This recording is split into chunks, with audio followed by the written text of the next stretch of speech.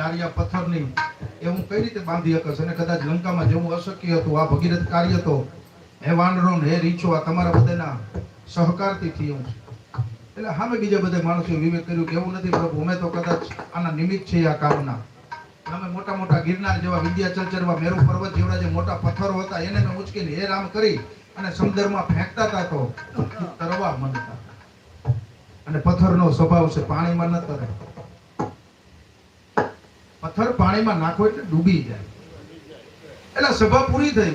રામ પોતે એના કુટીરમાં ગયા. ત્યાં રામને નીંદર નથી આવતી. એટલે રામ વિચાર કરે છે કે પથ્થર કોઈ દિવસ પાણી ઉપર તરે? એવો વેમ કરી ગયો. વેમનું ઓહળ કાંઈ નથી. શબ્દ વિચાર કે બોલીએ, શબ્દ કે હાથ ન પાવ, એક શબ્દ હે ઔષધિ और एक शब्द है घाव. કોકને આપણે હારો આવકારો આપી, કોક ખાવા આપે, એક બે ગાયડું આપી, વાહો લાલ કરી નાખે. આ શબ્દની તાકાત છે. પાણી પાયાના 5 ફળ, ચા પીવરાયવાના હો, ખવરાયવાના અનેક ફળ, પણ જો તમારું મન હોય તો. કચવાતા મને કોકને ખવડાવો તો બધું નકામું છે. એમાંથી આશીર્વાદ ન નીકળે. આશીર્વાદ તો 3 દિવસનો માણસ ભૂખ્યો હોય તમને ઓચિતા ન મળે અને તમારી પાસે છેલ્લો એક જ રોટલો હોય 2 દિના તમે ભૂખ્યા હો. હોય જ એક જ ટંકનું, રાજી કરે મન રંકનું, આપે કરે ઉપવાસ. ઈ રોટલો ઓલાને તમે ખવડાવી દો, 1-2 છાલિયા એને છાઈશ આપી દો અને સુદર્શન ચક્ર જેવા 1-2 રોટલા એને ખવડાવી દો ને એનો કોઠો ટાઢો થાય ને એમાંથી આશીર્વાદ એને દેવા જ પડે. એને બ્રહ્મા વિષ્ણુ અને મહેશ રોકી નથી શકતા. ઈ આશીર્વાદને આતેડી ઠેરા પછી હોય જ એક જ ટંકનું, રાજી કરે મન રંકનું. એટલે રામ આ મનમાં વિચારાવો ગળમથલ થવા માંડી કે પાણો કોઈ દિવસ પાણીમાં તરે કે ન તરે. એટલે રામ રાતે ઊભા થયા કે મારે અખતરો કરવો છે, મારે પાણીમાં પથ્થર નાખવો છે, તરે છે કે નથી તરતો. એટલે હનુમાનજી તો રામની 24 કલાક ચોકી કરતા હતા.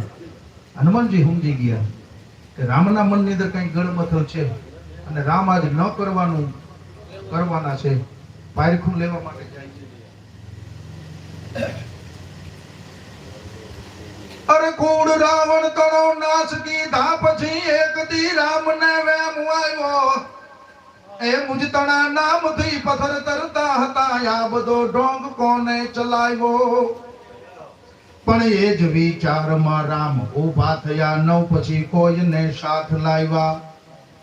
ચતુર હનુમાનજી આ બધું સમજી ગયા, તે ચાલ્યા એ રઘુનાથ પહેલા. ઈ રામના પહેલા હાલી નીકળ્યા. રામ દરિયાની વાત જ લીએ છે.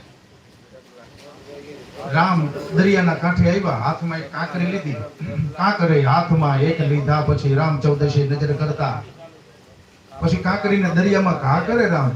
કાંકરી ફેંકતા તુરત તળિયે ગઈ, તસગરે જાણીએ હોય લૂંટા.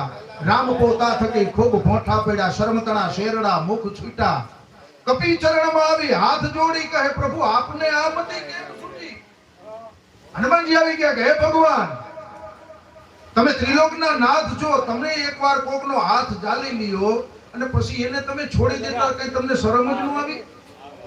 કપી ચરણમાં આવી હાથ જોડી કહે, પ્રભુ આપને આ મતિ કેમ સૂજી? હાથ જેનો ગ્રહા પછી તર છોડતા આપના બિરદની શરમ ના આવી? તારનારા બની નિર્મા ધકેલું છો તમે તો. ભવસાગરમાંથી કોક તમારું રામનું નામ લેતું હોય, કોક તમારો ભગત હોય, એને તમે તારો છો. તમે આ કાંકરીને હાથમાં લીધી છે, તમે એને આઈસરો આપ્યો છે. તારનારા બની પાછા નિર્મા ધકેલો છો. માફ કરજો ભૂલ બારે કરે. હવે આ કાંકરીને 3 લોકની અંદર કોઈ નો તારી શકે ભગવાન. તમે એક જ એવા છો કે એને તમે તારી શકો. એટલે માફ કરજો. આ કાંકરી સેવી દરિયામાંથી પાછી નહીં આવે તમારા સિવાય. પણ એકવાર ભગવાન હાથ જાલે નહીં તો અમે કદાચ પથ્થર નાખી, પામર માનવો વાંદરો અને હે રામ કરી નાખી દીધું. તમારા નામનો પ્રતાપ છે કે ઈ કરે. રામ નામ પ્રતાપ હણો દોણ આગળ લાયો, રામ નામ પ્રતાપ ઇન્દ્રાસન પાયો. આ રામનો પ્રતાપ છે. અને એક તમને નામ આવી જાય તો નામથી વિશેષ કાંઈ પણ નથી. કોઈ પણ એક નામ રટો દી તમારે ઘરે બેઠા ભજન જ છે. બાકી ગંગાજીમાં ડૂબકીઓ ખાવાથી કઈ ગંગાજી એવા નવરા નથી બેઠા કે આપણા ધોઈ નાખે. એ વાત ખોટી. મન ચંગા તો કથરોટ મેં ગંગા. હરિઓમ તત્સત.